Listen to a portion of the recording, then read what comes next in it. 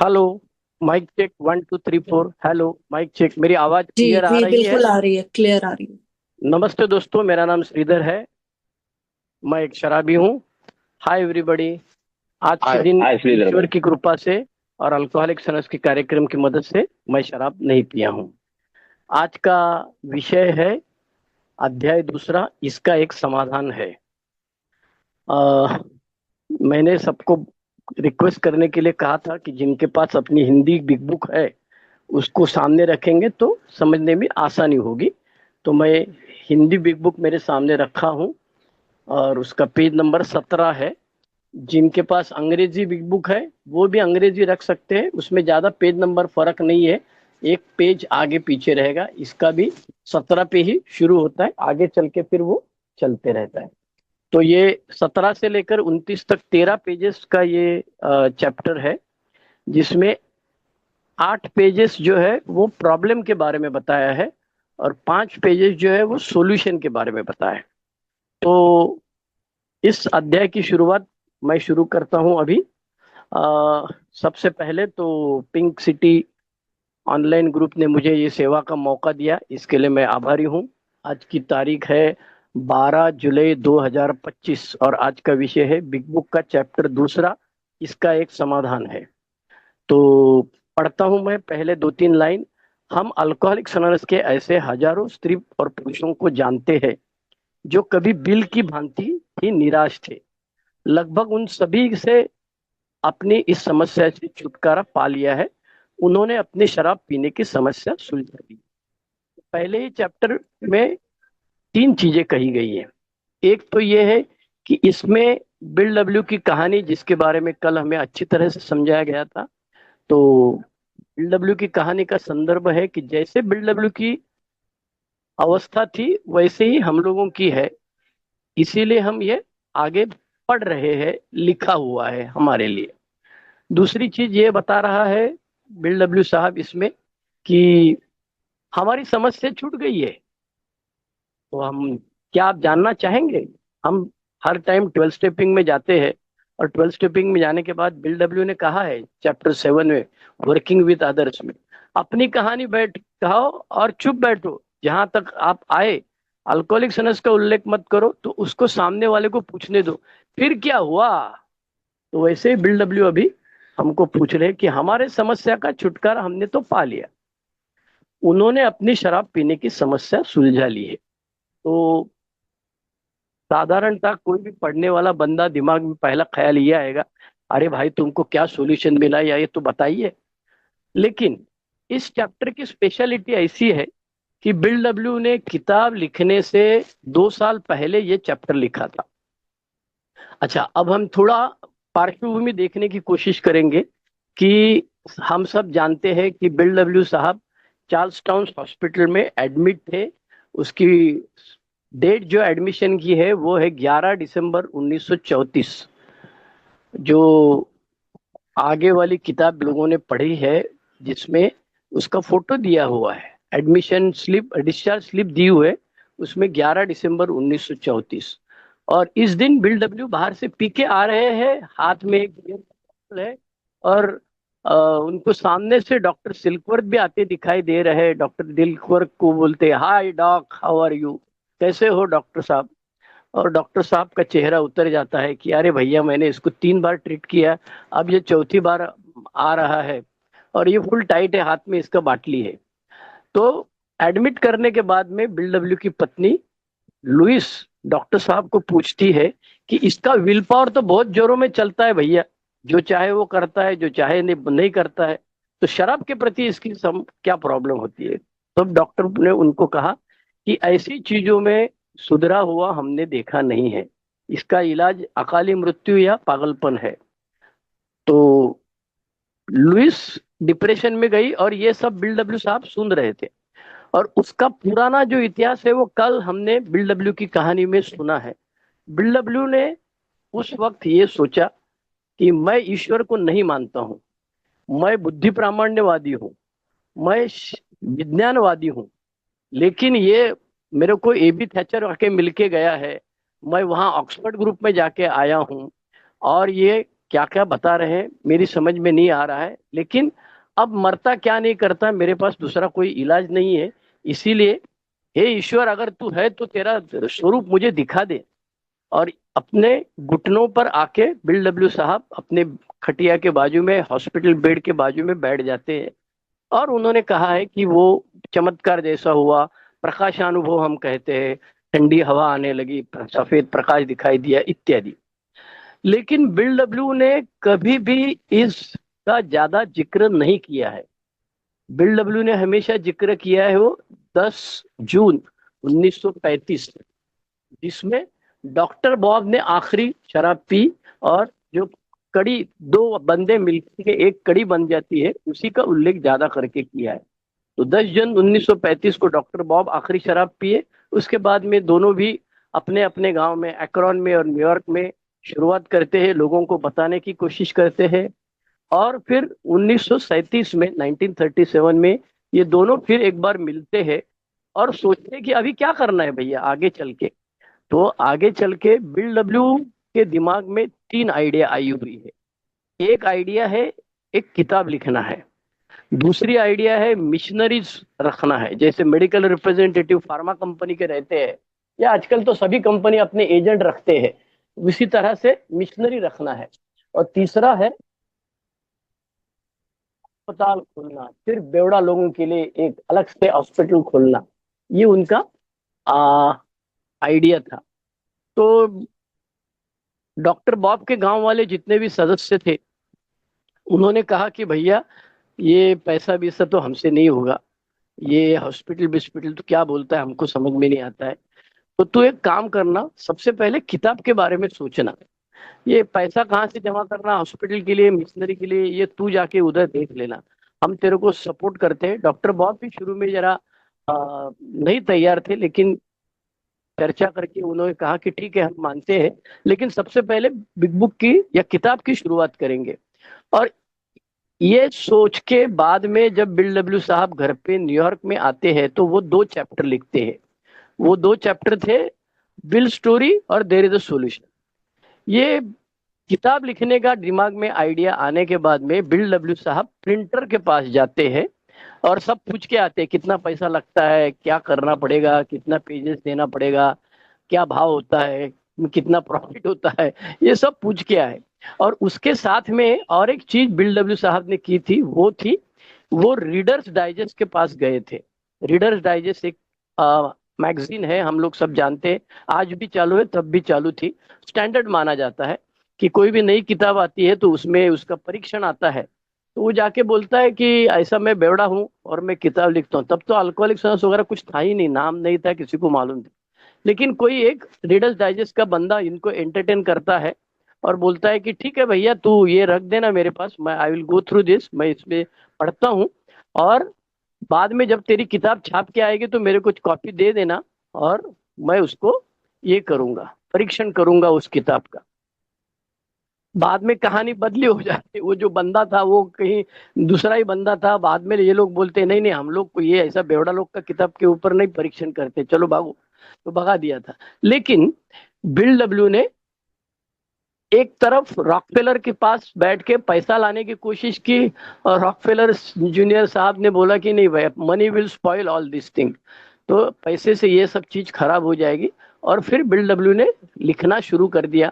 जिंदगी में इसके पहले बिल डब्ल्यू ने कभी भी कुछ भी लिखा नहीं था। बिल डब्ल्यू ना इंजीनियर बन पाया, ना वकील बन पाया। शेयर मार्केट में गया, शेयर मार्केट में रिसर्च किया, उसने कंपनी में जाके विजिट किया, उसका रिपोर्ट बनाया। और वो जो कुछ रिपोर्ट बनाया था, 1 पेज 2 पेज 3 पेज वाला, उसके अलावा इसने जिंदगी में कभी कुछ नहीं लिखा था। तो ये गॉड्स गिफ्ट है, ऊपर वाले ने दिया हुआ वरदान है हमको कि बिल डब्ल्यू ने लिखा। तो जब ये हम पढ़ते हैं, इसका समाधान है चैप्टर 2। तो सबसे पहले जो दो चैप्टर लिखे गए थे उसमें बिल डब्ल्यू की कहानी, और ये चैप्टर 1 है। इसीलिए इस चैप्टर के आखिरी में, अगर आपके पास किताब है तो आप चलेंगे पेज नंबर 28 पर। पेज नंबर 28, आखिरी पैराग्राफ, उसमें लिखते हैं बिल डब्ल्यू साहब अगले अध्याय में, मतलब इस चैप्टर के एंड में बिल डब्ल्यू ने क्या प्रपोज्ड है, मैं आगे चल के इसमें क्या लिखूंगा, ये 2 साल पहले लिख के रखा था। क्या लिखा है उसमें?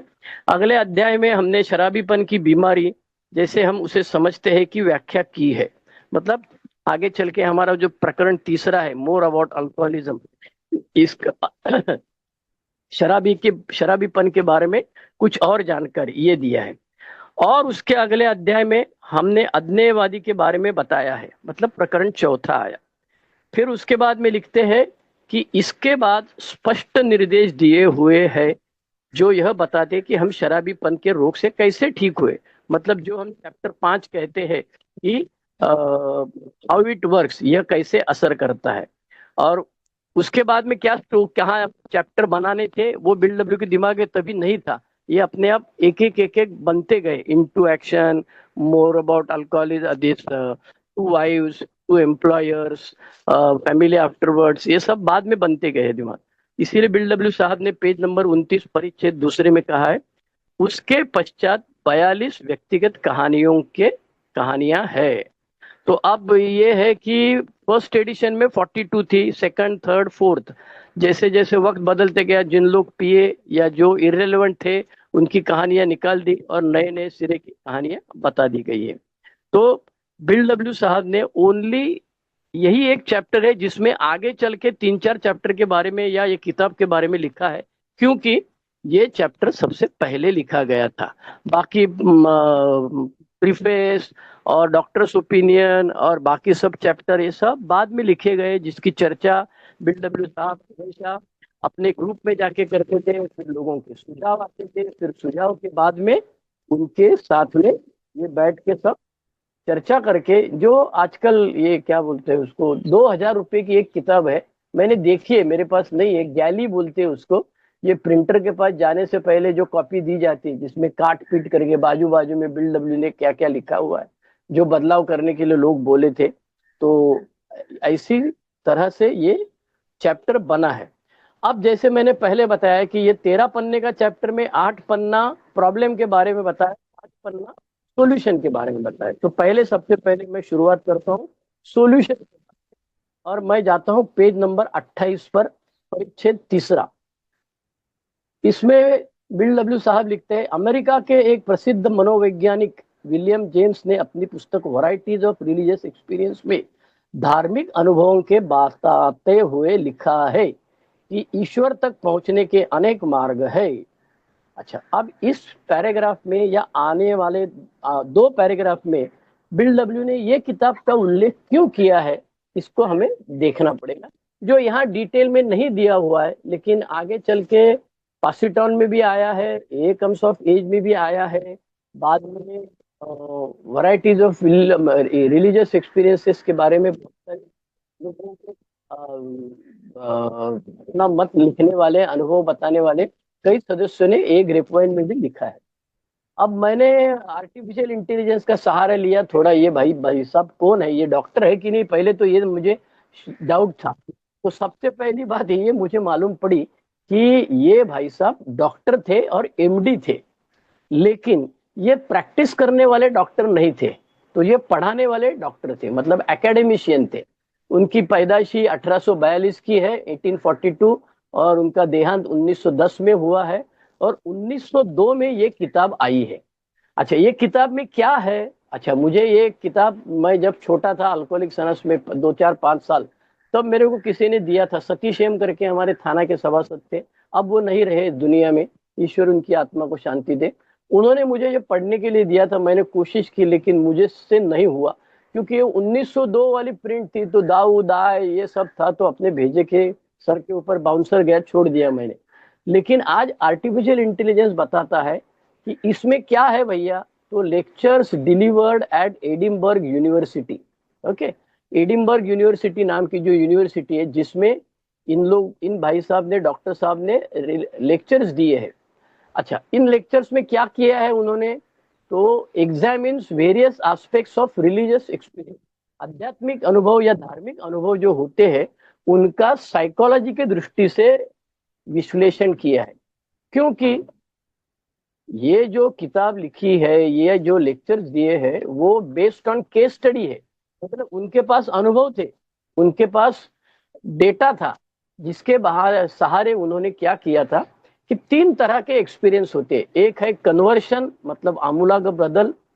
दूसरा है मिस्टिसिज्म, मतलब उसमें क्या गुड़ गुड़ है कहा जाता है, गौड़ बंगाल कहा जाता है। हमारे यहाँ भी नाथपंथी होती है, नाथपंथी में उसमें गुड़ कुछ होते रहता है, मिस्टिसिज्म बोलते हैं। और तीसरा प्रेयर है। तो जहां तक हमारा ताल्लुक है, उसमें कन्वर्शन एक्सपीरियंस वाले जिन लोगों का अनुभव उन्होंने बताया है और जिसका विश्लेषण किया है साइकोलॉजी के एंगल से, उसमें यह बताया गया है कि जब जिंदगी में कोई भी कठिनाई आती है और उसको कठिनाई का सामना करके उसके बाहर आके नॉर्मल जिंदगी जीने के लिए धर्म का उपयोग कुछ लोगों ने किया हुआ है। जैसे कि संत ज्ञानेश्वर महाराष्ट्र में है, उनको आध्यात्मिक अनुभव हुआ। गौतम बुद्ध है, उनको आध्यात्मिक अनुभव हुआ। कई सारे लोग जिंदगी में है जिनको आध्यात्मिक अनुभव हुआ, जिसको कन्वर्शन एक्सपीरियंस कहते हैं। और बिल डब्ल्यू जब सोबर हुए 11 दिसंबर 1934, तब उनको भी यही इसी प्रकार का अनुभव हुआ था। ये उनको कब समझ में आया? तो जब डॉक्टर ये एबी थैचर ने उनको ये किताब दी थी, तब किताब पढ़ने के बाद उनको समझ में आया कि मुझे जो हुआ ये इसमें लिखा हुआ है।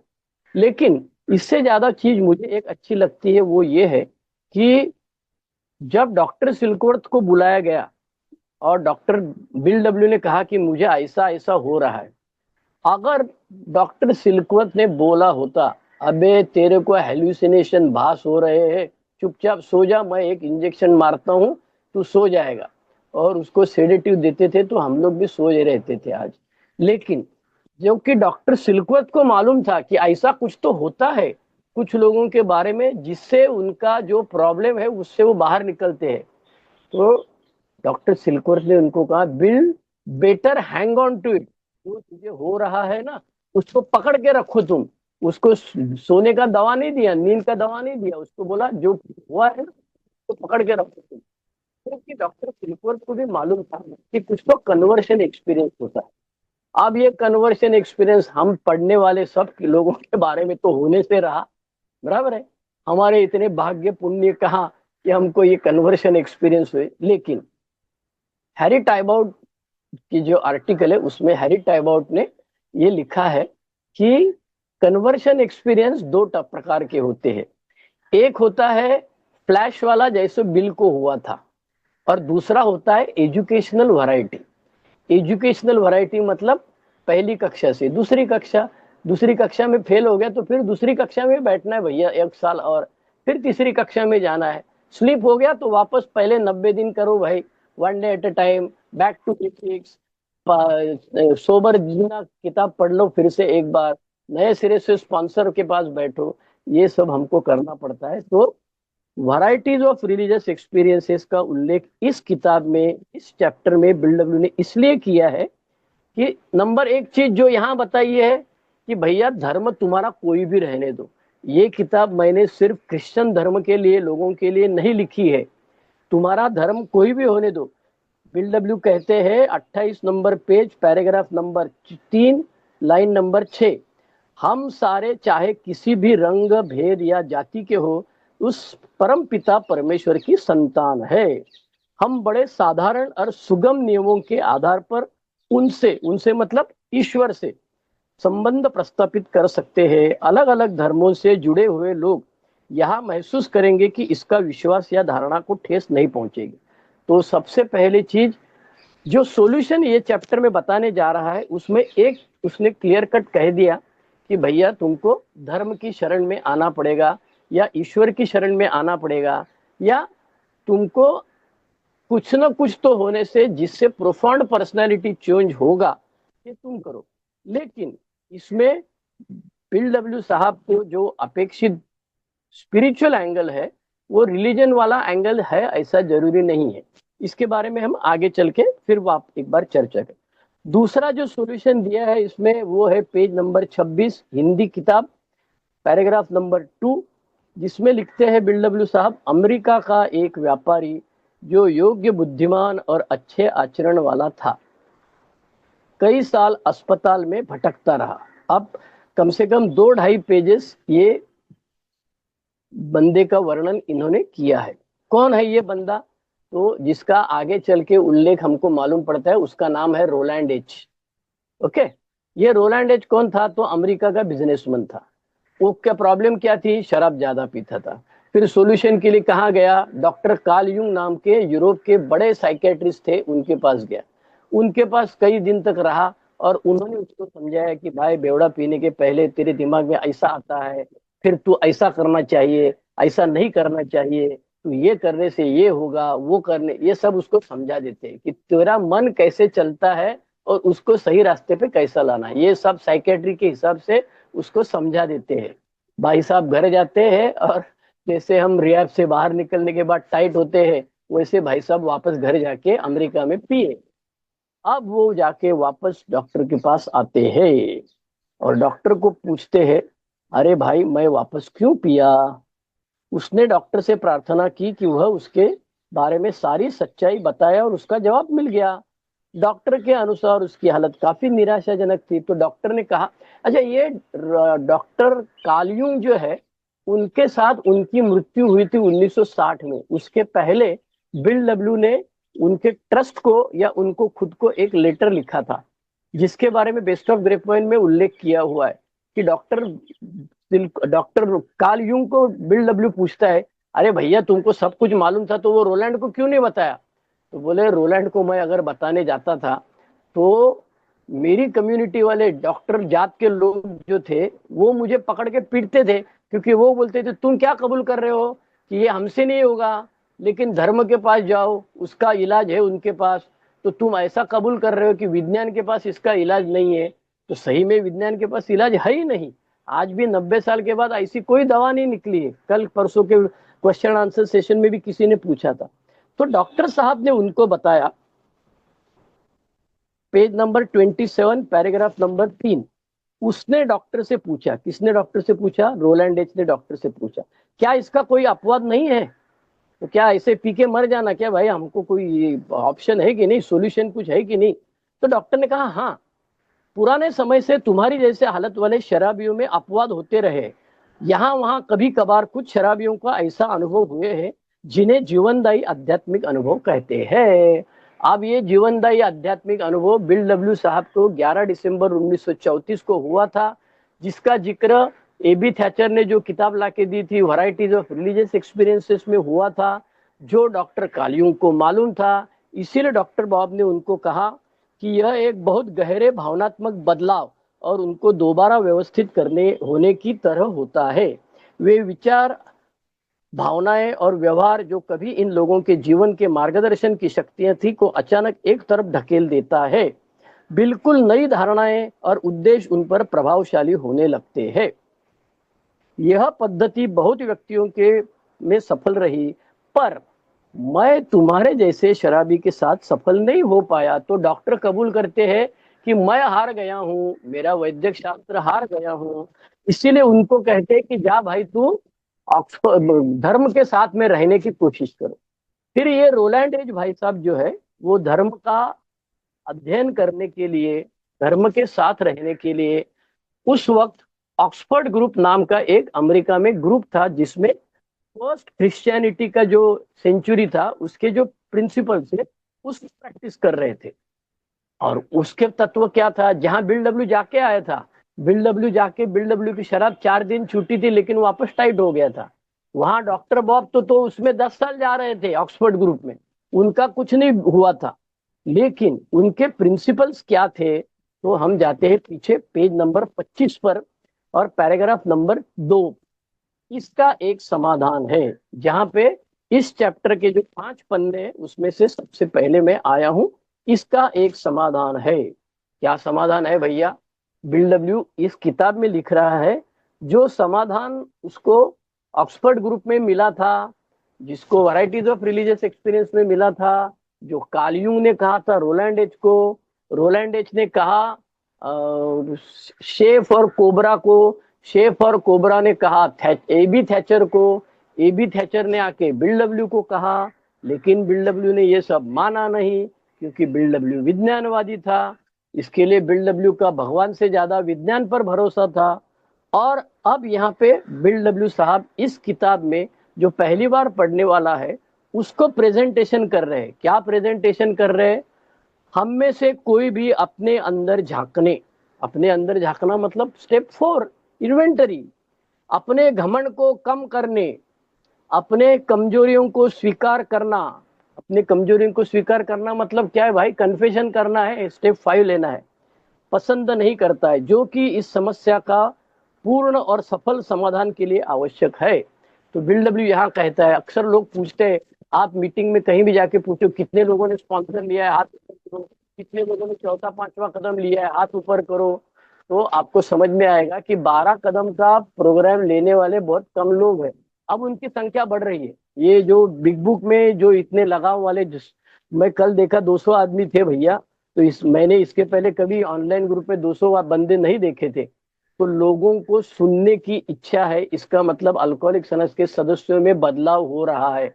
इसका अगला कदम, मैं ऑर्गेनाइजर्स को रिक्वेस्ट करूंगा कि भैया 12 कदमों के लिए 12 दिन रखो और 12 आदमी को बुलाओ या एक ही आदमी को 12 दिन बुलाओ, तो वो कुछ हो सकता है। मैं तो फिलहाल मैं तो वर्कशॉप लेता हूँ, 2 दिन का वर्कशॉप लेता हूँ, जिसमें पूरा 12 कदम का अभ्यास करके खुद को लिखने के लिए बोलता हूँ। हर बंदे को लिखने के लिए बोलता हूँ। चलो बाद में बात करेंगे उसके। लेकिन हमने देखा कि ऐसा करने का दूसरों पर असर हुआ और हमें जिस तरह जीवन के साथ जी रहने की उसकी व्यर्थता और निराशा को मानता था। अब बिल डब्ल्यू साहब ने ये जो सॉल्यूशन दिया है प्रॉब्लम के बारे में, इसमें लिखा है, असली तथ्य तो यह है और इसके अलावा कुछ भी नहीं है कि हमें गहरे और प्रभावशाली आध्यात्मिक अनुभव हुए। अब वापस गाड़ी हमारी अटक गई, क्योंकि बिल डब्ल्यू को जैसा फ्लैश हुआ वैसा बिल डब्ल्यू साहब 6 महीना सबको बोलते थे, अपने घर में रखते थे। एक भाई साहब ने उनके घर में आत्महत्या की, एक भाई साहब उनकी पत्नी लुइस के पीछे चाकू लेके भाग पड़ा। सबको पीने के लिए पैसा लगता था तो घर से चोरी करते थे बिल के पास। कोई भी सोबर नहीं हुआ। तो मुझे आध्यात्मिक अनुभव हुआ, तेरे को भी होगा, ऐसा बोल के कोई बेवड़ा रुकने वाला नहीं था। लेकिन बिल डब्ल्यू यहाँ आध्यात्मिक अनुभव लिखने के बाद स्टार लगाते हैं और उसके नीचे लिखते हैं, परिशिष्ट 2 में पूरी तरह समझाया गया है। पेज नंबर 183, अंग्रेजी किताब नहीं हिंदी किताब के बारे में बोल रहा हूं मैं। क्या लिखा है उसमें? परिशिष्ट दूसरा, आध्यात्मिक अनुभव, page number 183, Hindi big book. इस पुस्तक में आध्यात्मिक अनुभव, आध्यात्मिक चेतना शब्दों का प्रयोग कई बार किया गया है, जिनको ध्यानपूर्वक पढ़ने से पश्चात पता चलता है कि शराबीपन से रोग मुक्ति के लिए वांछित व्यक्तित्व बदलाव हम सबसे अलग अलग रूपों में व्यक्त होता है। अंडरलाइन करने का एक ही लाइन है, शराबीपन से रोग मुक्ति के लिए वांछित व्यक्तिमत्व का बदलाव। अब उसी अड्डे से रोज गुजरता हूँ मैं, आज 35 साल हो गए, भिवंडी में रहता हूँ, दामनकर नाका में उतरता हूँ, वहां पे मेरा अड्डा है। वहां देख के मुझे डर लगता था पहले 3-4 महीने 6 महीने में। अब तो मैं कई बार वहां से गुजरता हूँ तो मेरे अंदर कुछ तो बदलाव हुआ। व्यक्तित्व का बदलाव, उसे कहा गया है आध्यात्मिक बदलाव। धर्म के लोग जो आध्यात्मिक बोलते हैं वो बिल डब्ल्यू को अभिप्रेत अपेक्षित नहीं है। वो हमारे यहाँ जो भाई लोग हैं, आध्यात्मिक भाई लोग जो है, वो क्या क्या उतना अपने अपने दिमाग से चलाते रहते हैं। लेकिन बिल डब्ल्यू ने क्या, हमारा कहना ये, हमको बीमारी किसने बताया? बिल डब्ल्यू ने बताया। तो हम लोग का सबका बाप बिल डब्ल्यू है, उसने ये किताब में लिखा है, ये प्रमाण मानना है। बाकी सब उसका मैनिफेस्टेशन बताते हैं अपने अपने अनुभव से। वो हर एक बंदे का अलग अलग अनुभव होगा, लेकिन कॉमन सबके लिए क्या बिल डब्ल्यू ने बताया है कि शराबीपन से रोग मुक्ति के लिए वांछित व्यक्तित्व का बदलाव, बस इसे बोला है आध्यात्मिक अनुभव। तो बिल डब्ल्यू यहाँ कहते हैं, page number 25, paragraph number 3, line number 4, आज हमारे जीवन का केंद्रीय तथ्य यह है कि हमारे सृजनहार ने हमारे दिलों में प्रवेश कर दिया है। अब ये बहुत बिल डब्ल्यू ने अच्छी तरह से वर्णन किया है। ओरिजिनल इंग्लिश का ट्रांसलेशन हम लोग ने जो देवनागरी लिपि में किया है, मराठी में शुरू में लोक सत्ता करके इंडियन एक्सप्रेस का मराठी आर्टिकल है, उसके जो संपादक थे द्वाब कर्णिक, उन्होंने किया था। वो सबसे पहला वाला भारतीय भाषा का ट्रांसलेशन था। बाद में उसको बदली करने के लिए इन्होंने एप्लीकेशन किया था, तो वो बोले सब बदली करेंगे तो इसकी नई परमिशन लेना पड़ेगा। फिर विश्वनाथ पटवर्धन करके थाना के एक सभासद थे, एमए इंग्लिश एमए मराठी थे, तो उन्होंने बैठ के ट्रांसलेशन किया। मैं उनका स्पॉन्सी था, इसीलिए मैं उनके साथ बैठ के वो चेंज विंज करके सब किया है।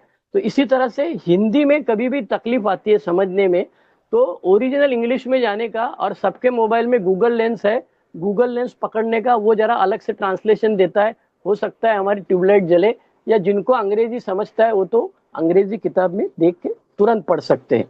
तो बिल डब्ल्यू ने इस पेज में, पेज नंबर 25 पे ऑक्सफोर्ड ग्रुप वाला समाधान दिया है। बराबर है।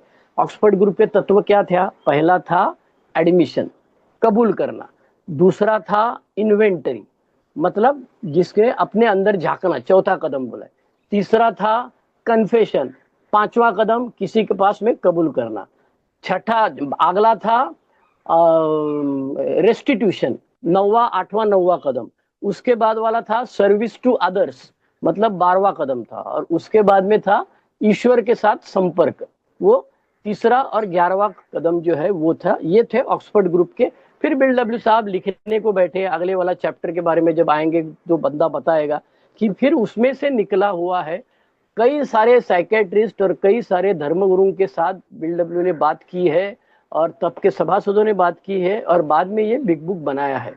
तो सॉल्यूशन क्या बताया इसमें? देयर इज अ सॉल्यूशन बोलता है। तो पेज नंबर 25 में सॉल्यूशन में पहले बताया ऑक्सफोर्ड ग्रुप, दूसरा बताया कार्ल यूंग और रोलैंड एच, तीसरा बताया varieties of religious experiences William James. Okay, तो ये हुआ सॉल्यूशन।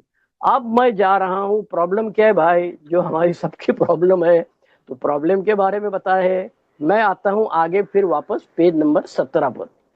पेज नंबर 17 में बिल डब्ल्यू साहब लिखते हैं, हम औसतन अमरीकी नागरिक हैं।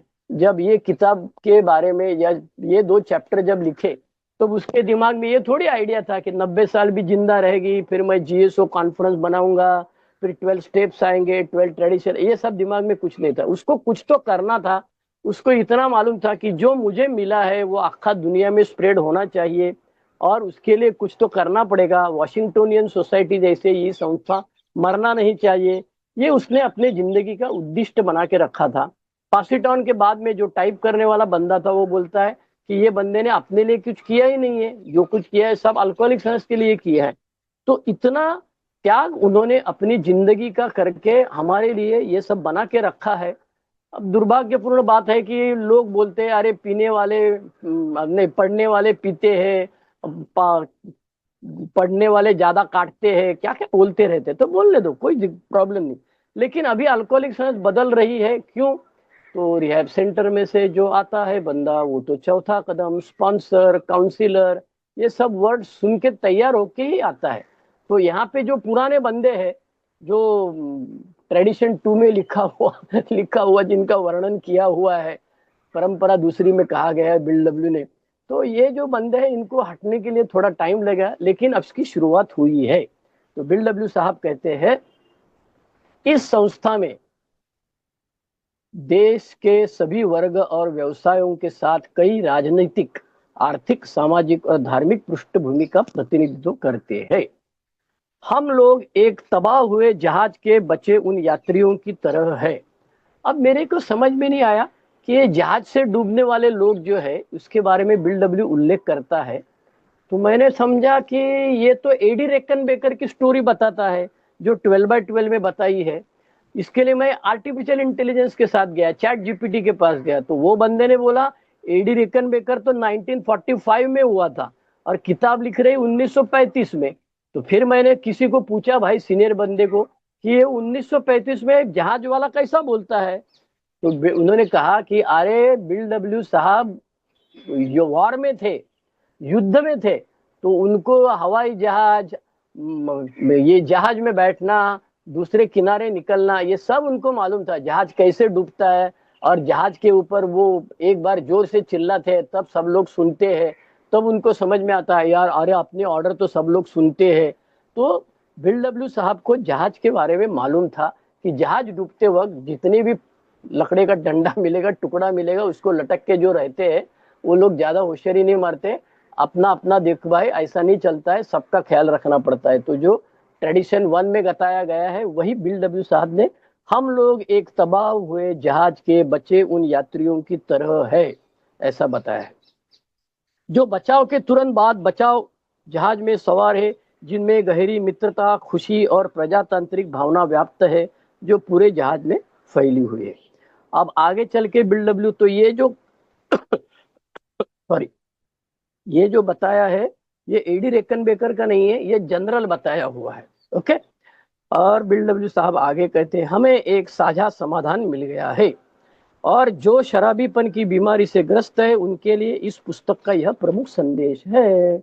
अब आगे चल के बीमारी के बारे में बताते हैं, लेकिन BW साहब पेज नंबर 18 में डिसीज के बारे में बताते समय इस पूरे परिच्छेद में कहीं भी एलर्जी का उल्लेख नहीं करते हैं। जो भी उल्लेख करते हैं वो साइकोलॉजिकल खिंचाव या खाली बीमारी बोलते हैं, क्योंकि बीमारी क्या है ये डॉक्टर सिल्कवर्थ ने बताया। हमको तो अधिकार नहीं है भैया, हम तो डॉक्टर नहीं है। जैसे मेरे पहले मीटिंग में गया था मैं भिवंडी में, तो हमारे सनत भाई ने शेयरिंग किया, तो मैंने उनको पूछा तुम क्या डॉक्टर है क्या, ये बीमारी बोलता है? तो उन्होंने बोला भैया मैं आप बीती बनाता बताता हूँ। तो पूछा मैं तुम्हारे पास क्या प्रूफ है? मैं तो आधा वकील था ना। तो फिर मैंने पूछा क्या प्रूफ है, तो बोला अगला मीटिंग में आ जा तुम देता हूँ। और उन्होंने मुझे 3 talks bye BW medical society दिया था, जिससे मेरा ये विश्वास हुआ कि हाँ ये बीमारी है। तो इसमें यह बीमारी है जिसमें अन्य लोगों के हमारे प्रति व्यवहार दूसरी बीमारियों से ग्रस्त रोगियों से बिल्कुल अलग है। इसकी तुलना के लिए कैंसर के बारे में बताया है। लेकिन इस बीमारी में क्या होता है, तो गहरी नाराजगी, आपसी समझ की कमी, आर्थिक असुरक्षता, नाराज दोस्त का साथ कार्य करने वालों की चीड़, निर्दोष बच्चों की भटकती जिंदगी, दुखी पत्नी और माता पिता, यह सूची कोई कितनी भी लंबी कर सकता है। अब शुरू में क्या था, 1935 में सब रॉक बॉटम वाले लोग ही आते थे, तो ये वर्णन जो था जिसको समझ में आता था वो तुरंत चिपक जाता था अल्कोहलिक सनस में सोबर रहने के। आज भी पुराने लोग बोलते जो ज्यादा मार खा के आया आता है ना वो जल्दी चिपक जाता है। जो कम मार खाए हुए लोग हैं ना, हाई बॉटम वाले हैं, जिनको रेस करना पड़ता है बॉटम, वो ऐसा क्यों ये क्यों वो क्यों बार बार पूछते रहते हैं और शराब पीने को जाते हैं, ऐसे पुराने लोग हमको कहते हैं। तो BW ने इसमें रॉक बॉटम वाले जो लोग हैं, आपसी समझ की कमी, गहरी नाराजगी, ये सब उसने उदाहरण दिए कि ये सब भाई हमारे जिंदगी में हो रहा था। तो आगे चल के BW ने इसका सॉल्यूशन या ये बीमारी से बाहर आने के लिए सबसे पहला ये किताब या अल्कोहलिक्स अनोनिमस या हमारी संस्था कैसे मदद करेगी, इसके लिए एक कारण है। वो कारण ये है कि परंतु एक भूतपूर्व शराबी, पेज नंबर 18, परिच्छेद नंबर 1, 2, 3, 4, परंतु एक भूतपूर्व शराबी जिसको इसका समाधान मिल चुका है और जो स्वयं के तथ्यों को भली भांति परिचित है, वह सामान्यतः कुछ ही घंटों में शराबी का पूर्ण विश्वास जीत लेता है। अरे मेरी माँ मेरे को पूछती थी, भाई तू वो जात ना पहचान जान ना पहचान ऐसे लोगों की सुनता है और शराब बंद करता है, तो इतने साल से हम चिल्ला रहे थे तो तू क्यों नहीं बंद किया? तो उसका उत्तर यहाँ मिलता है कि एक भूतपूर्व शराबी, मतलब जिसने शराब पीना बंद कर दिया है, ऐसा बंदा जब दूसरे शराबी के साथ जो पीता है आज भी उसके साथ बात करता है, हम लोग अक्सर 12 स्टेपिंग में जाते हैं तो कई बार हमारा अनुभव ऐसा है कि वो बोलता है अरे यार ऐसा ही तो मैं करता हूँ, क्या करने का बोल भाई, तू ये सब बंद कैसा किया तो बोल मेरे को, बाकी सब कहानी मेरी और तेरी एक ही है। ऐसा हमने भाई कई बार सुना है।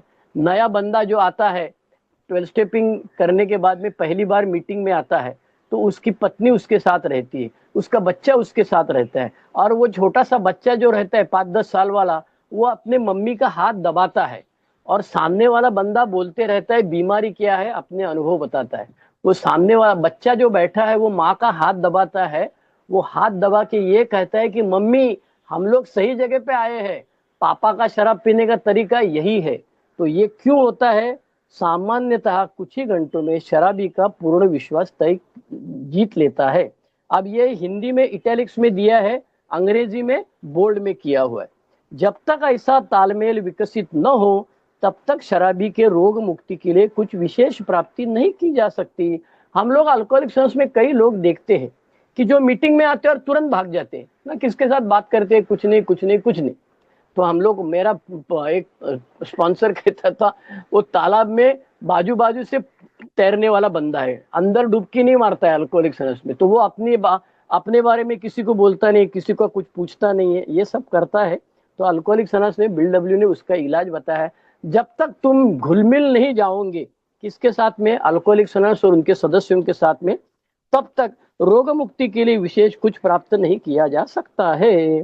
तो आगे चल के बिल डब्ल्यू साहब बताते हैं, मैं तुमसे ज्यादा पवित्र हूं, कोई फीस देने नहीं है। अच्छा, हमारे बीमारी के लक्षण क्या है? तो बिल डब्ल्यू ने कहा है कि इससे भी कभी महत्वपूर्ण है हमारे दैनिक जीवन में, घर में क्या करना है हमको। पेज नंबर 19 पे बताता है, हमसे कोई भी इस काम को पूरी तरह व्यवसाय के रूप में नहीं अपनाता है। हम जो कुछ लोग तो अल्कोहलिक सरस में करियर बनाने आते हैं, बराबर है, अब उनको छोड़ दो, वो कोई सर्विस स्ट्रक्चर में जाने वाले हैं, कोई अपना ग्रुप, अपने ही बाप का ग्रुप समझ के वह राज बनाते हैं, उनको छोड़ दीजिए, वो अपवादात्मक है। लेकिन बाकी बिल डब्ल्यू साहब ने ये कहा है कि ये जो काम, एक बेवड़ा दूसरा बेवड़े के साथ बात करेगा, एक शराबी दूसरा शराबी के साथ बरेगा, ये हमको फुल टाइम करना नहीं है। हमको हमारे घर में रहना है, पत्नी बीमार है तो उसको दवाखाने में लेके जाना है, काम धंधे पे डॉक्टर बॉस ने बोला कि बहुत ज्यादा काम है, ईयर एंडिंग है, छुट्टी नहीं दे सकता हूँ, तो छुट्टी दांडी मार के एक मीटिंग में नहीं जाना है। तो बिल डब्ल्यू कहता है कि हम में से कोई भी इस काम को पूरी तरह व्यवसाय के रूप में नहीं अपनाता, और न हम सोचते हैं कि ऐसा करने से इसका अधिक प्रभाव होगा। अब मैं रिटायर हो गया, अब कुछ नहीं, अब एक को डेडिकेट करूंगा, अरे कुछ नहीं होने वाला, ऐसा करने से इसका अधिक प्रभाव नहीं होगा, मेरी जितनी यूटिलिटी पहले थी उतनी रहने वाली है, ज्यादा समय देने से मेरी यूटिलिटी बढ़ने वाली नहीं है। हम यह मानते हैं कि हमारा शराब पीना छोड़ना एक शुरुआत है, इसमें कभी कभी महत्वपूर्ण है हमारे दैनिक जीवन में, अभी आता है डेली लाइफ में, घर में, अपने काम काज के स्थान पर इन नियमों का प्रदर्शन करना। जो 12वां कदम है वो यही बोलता है, जिसका उल्लेख हम आगे करेंगे। हम में से कितने भाग्यशाली लोग हैं।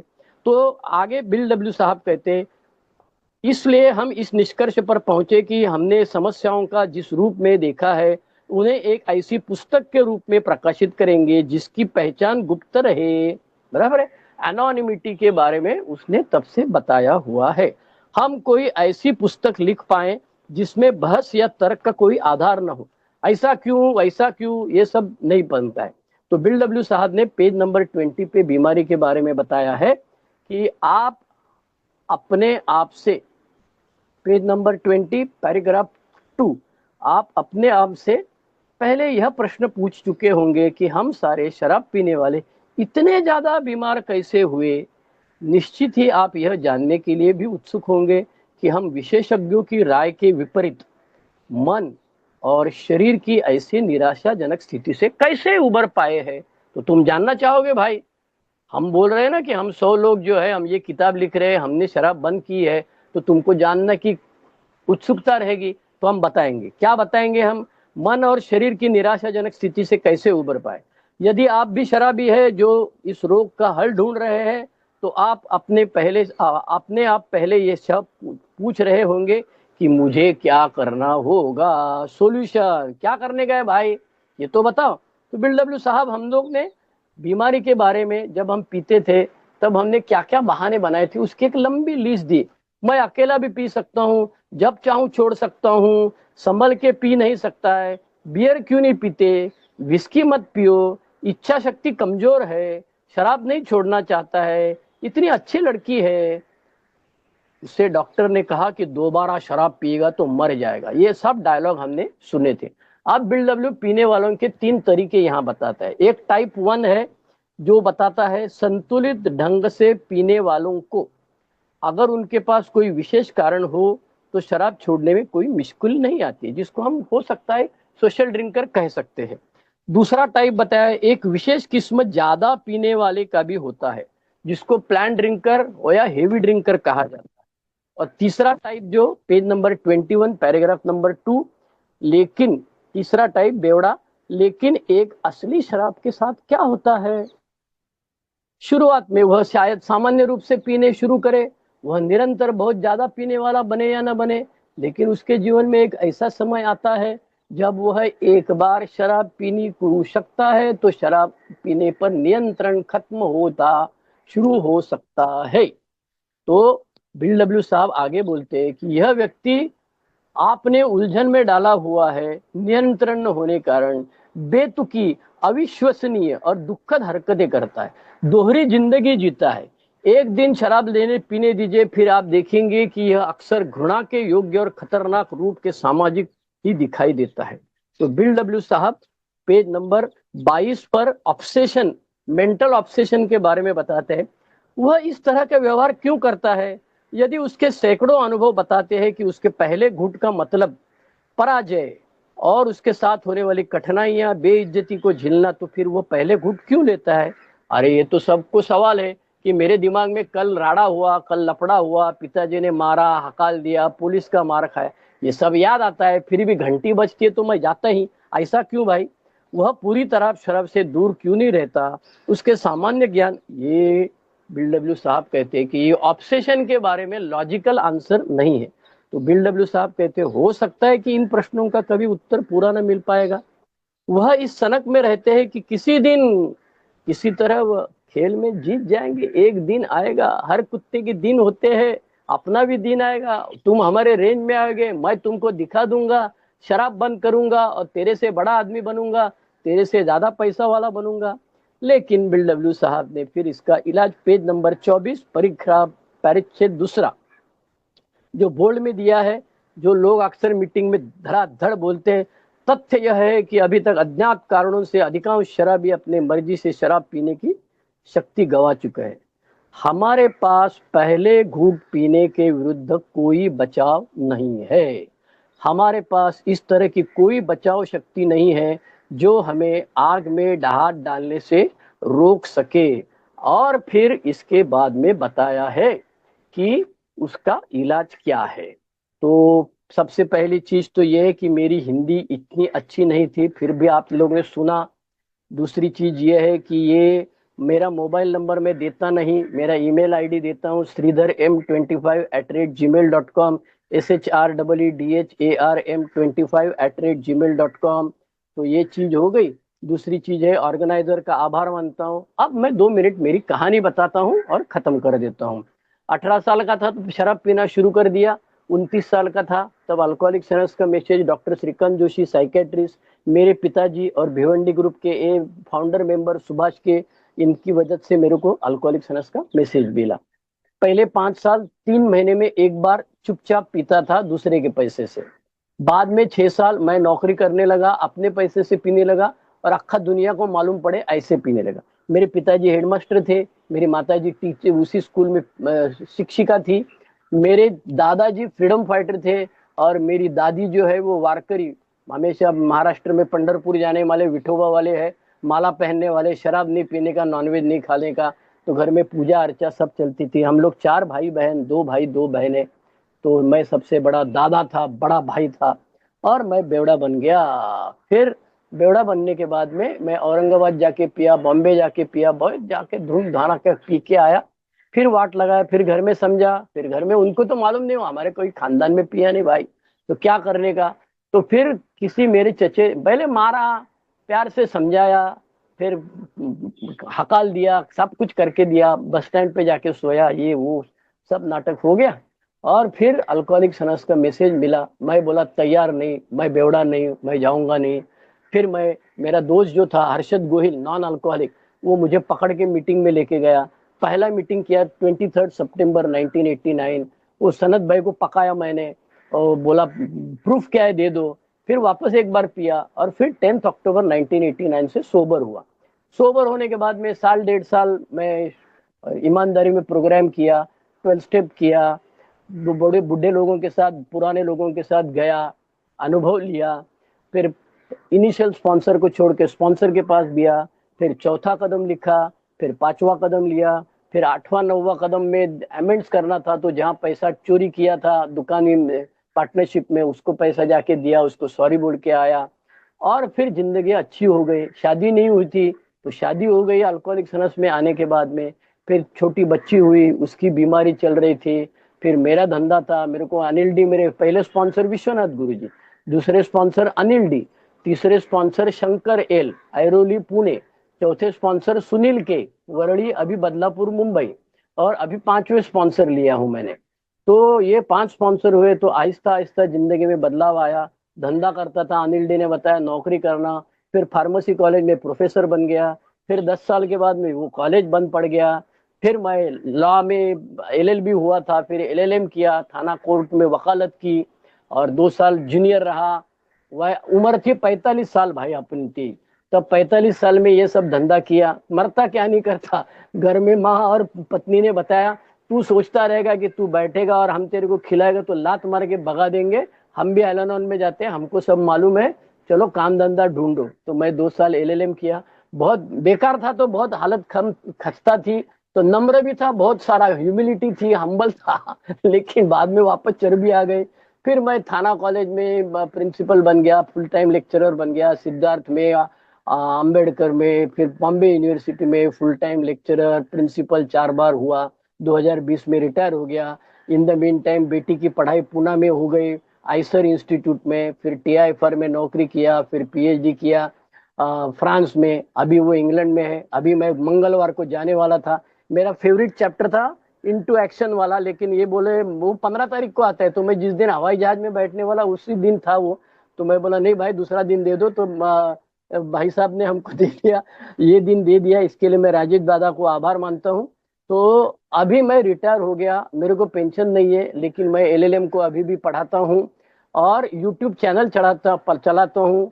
प्लीज याद रखिए, मेरे यूट्यूब चैनल का नाम है A space sharing space Bambai, BAMBAI space Shridhar. आप ए शेयरिंग डालेंगे यूट्यूब का सर्च में तो आपको 2 ऑप्शन दिखाई देंगे, ए शेयरिंग मुंबई श्रीधर और ए शेयरिंग बम्बई श्रीधर। ये मुंबई श्रीधर जो है वो मराठी चैनल है जिसमें 150 ऑडियो वीडियो डाले हैं, और ये हिंदी जो है वो अभी नया सिरे से, मेरे को हमारे अरुण भाई ये जीएसओ वाले, उन्होंने बताया कि भाई तू नए सिरे से अलग चैनल बना ले, तो मैं अलग चैनल बना के करता हूँ। मैं कोई विद्वान आदमी नहीं हूँ, मैं दूसरा कुछ भी पढ़ता नहीं हूँ, मैं खाली 12x12 बिग बुक और बेस्ट ऑफ ग्रेप वाइन इतना ही पढ़ता हूँ। ये ऑरेंज में क्या लिखा है और नए सिरे से क्या क्या आता है हैजल्डन का, ये अपने दिमाग से बाहर जाता है। अपने को खाली बिल डब्ल्यू साहब ने जितना बोला है उतना ही चलता है। तो आज मैं खुश हूँ, मैं वर्कशॉप लेता हूँ, कार्यशाला लेता हूँ, एक एक पायरी का भी, एक एक कदम का भी लेता हूँ, पहला चौथा नौवा 12। 13 साल पहले हमने शुरुआत की, मेरे स्पॉन्सर ने मेरे को शुरुआत करके दी थी। अब हम लोग सब लोग बुलाते हैं, भाई 2 दिन रहो यहाँ पे और 2 दिन में हमारे 12 कदम लिखवा के ले लो। तो कई सारी जगह अभी 81 वर्कशॉप्स हुए मेरे महाराष्ट्र के अंदर, हिंदी में भी करने का इरादा है, बुलाया है 1-2 जगह पे, देखते हैं। आप में से किसी को भी बुलाना है तो मेरा फोन नंबर ये भाई साहब राकेश भाई के पास से ले लेना, मैं पब्लिक में डालता नहीं हूँ। अब भी मैं बुढ़ा हूँ, 65 साल का हूँ, रात को कभी भी फोन किया नींद नहीं आती है। अच्छा अभी ये आजकल पैसे का भी लफड़ा है, कोई साला बोलता है कि खाली तुम फोन उठाएगा गलत नंबर का तो भी पैसा जाता है। मैं बोला यार एक तो पहले कम है, उसमें से जाएंगे तो लफड़ा होएगा, तो अनजान नंबर, जान पहचान नहीं है ऐसा नंबर उठाने को हवा टाइट होती है। तो इसका इलाज पहले मेरे को व्हाट्सएप में मैसेज भेजो, मैं भाई फलाना फलाना आदमी हूँ, मेरा ऐसा ऐसा काम है, तो फिर मैं आपको फोन करूंगा, डरो मत।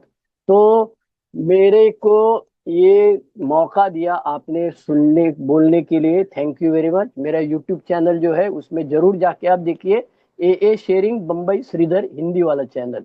और दूसरी चीज ये है कि ऑर्गेनाइजर्स में तो एक सजेशन है भाई, ये बिग बुक का चौथी बार किया ना, अब अगली बार 12 कदमों का करो, सिर्फ कदम, पहले कदम दूसरा कदम, एक एक दिन एक एक कदम रखो।